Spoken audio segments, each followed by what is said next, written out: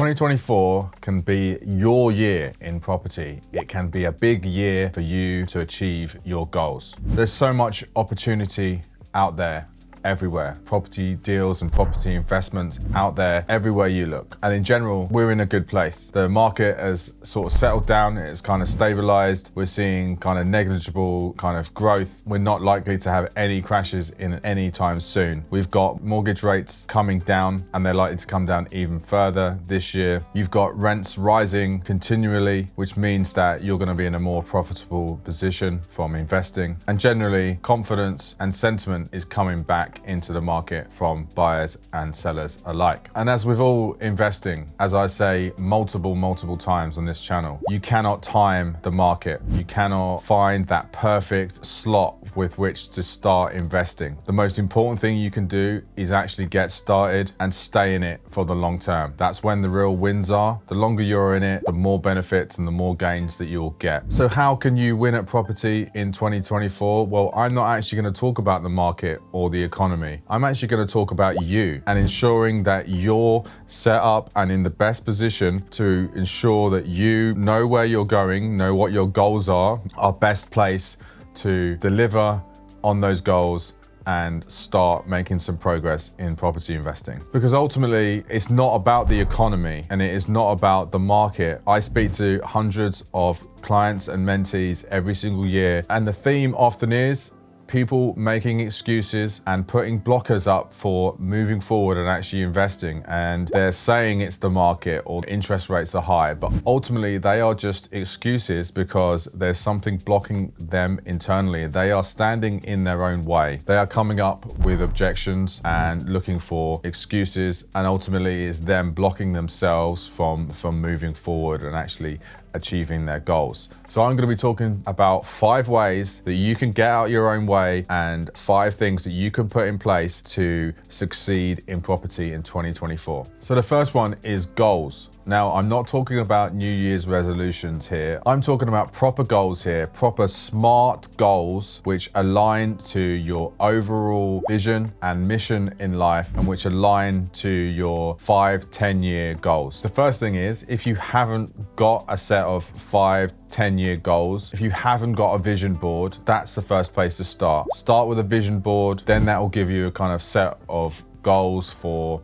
the next 5 to 10 years. Where do you want to be? What do you want your life to look like? That's the place to start. Start with the end in mind. Start with that overall life's vision, and then we can work backwards. So assuming you've kind of done that, the next place to start is a review of 2023. Looking at your goals for 2023, which ones did you succeed in? Which ones didn't you actually achieve? Which ones did you actually make some progress on but didn't completely get to the end? And this will give you, firstly, a cause for celebration. It's important to recognize the progress that's been made and the wins that you've actually achieved from that progress on your goals in 2023. But it should also give you an indication of what needs to then happen in 2024, so you can kind of carry over some of those goals that didn't get achieved last year. And as part of this review process, look at what went well in general. What did you enjoy doing? What were the challenges? What were some of the things that went well? And from that, you can, and I like to do a bit of a retrospective exercise. What will you stop, start, and continue? So what will you stop doing? So is there any bad habits? For example, you might say, I will stop snoozing and hitting the snooze button every day. What will you start doing? So you might start going for a walk every morning. And what will you continue doing? You might continue doing a weekly review of your progress towards your goals, for example. So it's a really good exercise to get in tune with your past year and set you up for success in the next 12 months. The next step you want to be doing is reviewing your 5-year goals, 5 to 10-year goals, making sure they're still relevant and making any tweaks if necessary. And then you want to set yourself some goals for this next 12 months in 2024. You want to set yourself 6 goals for 2024 that align with your overarching 5 to 10-year long-term goals. What goals and steps can you make this year that will help you get towards your 5-year goals? So for example, if one of your 5-year goals is you want to leave your job and you want to replace your income of £3,000, one of your goals for this year might be to say, I want to purchase 2 properties in 2024 that will get me £500 income. And that's a really great stepping stone towards leaving your job in 5 years' time. And these 6 goals that you're going to set for 2024, they might be really big goals and they might be quite overwhelming goals and they might be a little bit scary. But that's good because you want scary goals. That is the point of setting goals, is to really push yourself. But what you want to do as part of this exercise is you want to set these large goals, such as buy 2 properties this year, and then you want to break that down into month by month actions and week by week actions in order to get there, because obviously buying a property involves a number of different steps. There would be lots of things that you need to do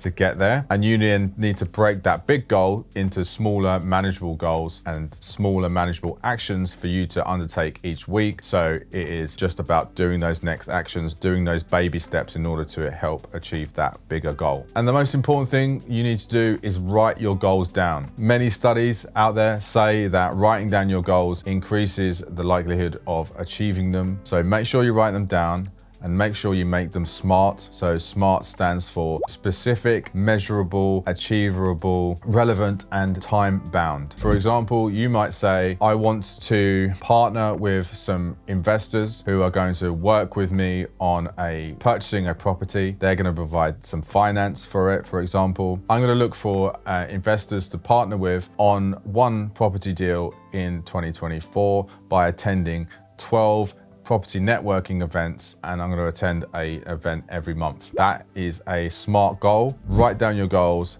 and then put them somewhere where you can see them and you can review them on a weekly basis. So next step is focus. There's a really great acronym out there that I really like for focus, which is follow one course until successful. And that just summarizes the premise behind focus really well, is that it's very easy to get distracted. For example, even within the sort of property niche that you're looking at, let alone being distracted by life and being socializing and all the fun stuff out there. There's so many property strategies out there, and I often see people flitting between them and getting that what you call shiny penny syndrome of every week they change their mind because something new and shiny comes along that they feel is going to change their life, and it means that they don't actually make any progress because they're just moving from one distraction to another. My advice here in terms of focus is to pick one investment strategy. So whether that's buy to let, whether that's HMO, whatever it is that you've decided that will get you towards your goals, choose it and stick with it whatever happens, because there will be ups and downs and there will be setbacks. That's inevitable. But the most important thing you can do is stick to one course of action until successful. One great tip here is to hold yourself account using your goals. As I mentioned, you want to be breaking down your bigger goals, your 6 bigger goals, to smaller goals. And then what you want to be doing is you want to be reviewing your progress compared to your goals and actions every week. And that will really hold you account and allow you not to get distracted, because you've set those goals, you've set those actions on a weekly basis, and it won't allow you to get distracted because you know that you have to do those actions on a weekly and a monthly basis in order to get towards your goals. So that's a great strategy for focusing and holding yourself account. And there's a great quote around focus. Focus is the art of knowing what to ignore. It is essentially mostly about saying no to things and being really picky about what you say yes to. That is what focus is about. If you're enjoying this video today, I'd really appreciate if you can subscribe to the channel.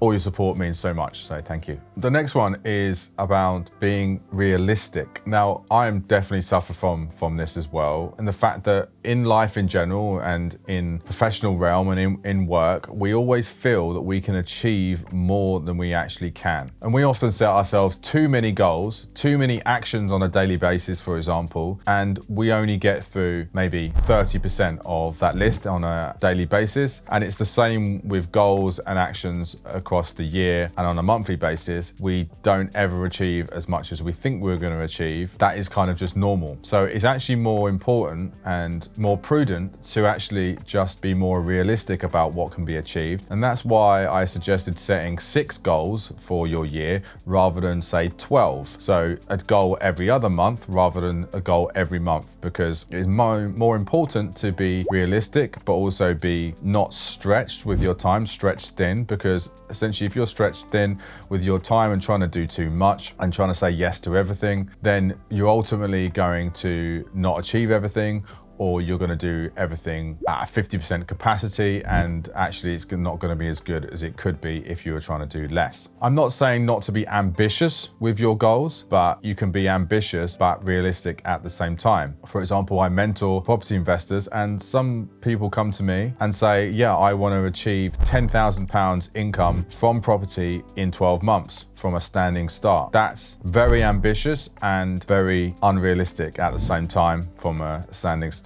What would be more realistic but ambitious would be to say, I want to achieve £1,000 income or £2,000 income in 12 months. That's still ambitious, because from zero and from a standing start, that's still quite a lot of income and a lot of property related activity to fit in 12 months. So that's still ambitious, but it's a lot more realistic. And the reason I'm saying that it's important to be realistic is because being unrealistic can actually have the opposite effect. It can actually have a negative effect. If, for example, you set yourself a ridiculously ambitious and unrealistic goal, it can actually be really demotivating if you don't actually start to make some progress towards that. And if you're not actually achieving that, it can actually feel that, you've wasted your time, and it can make you critical of yourself and start to question your self-worth, for example, sort of saying, well, I haven't done anything, I haven't achieved a £10,000 goal, I've only achieved 2,000. And it can be really disruptive and actually set you back in achieving your goals, and also not be fair on yourself and fair on your progress that you have made to date, because